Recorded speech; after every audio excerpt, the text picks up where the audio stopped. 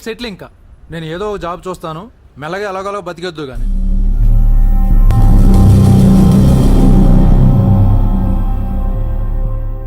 నేను మెల్లగా ఎలాగోలా బతికేటానికి రాలేదు. మరి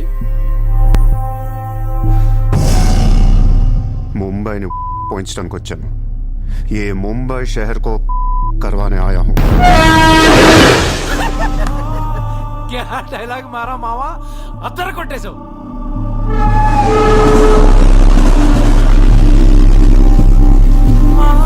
రేయ్, నేను ఆఫీస్కి వెళ్తున్నాను. జేబులో డబ్బులున్నాయా? ఇదిగో ఈ 100 ఉంచు.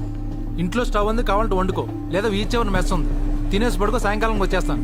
ఇందా ఉంచు, తీసుకో. జాబ్ ఎక్కడ చేస్తున్నావు?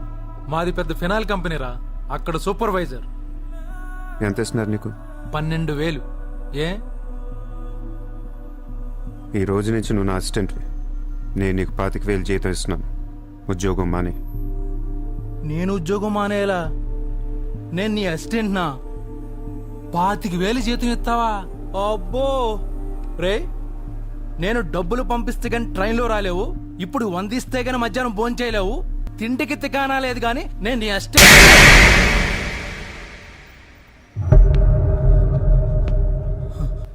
మళ్ళీ చెప్తున్నా, నేను ముంబైని వచ్చాను.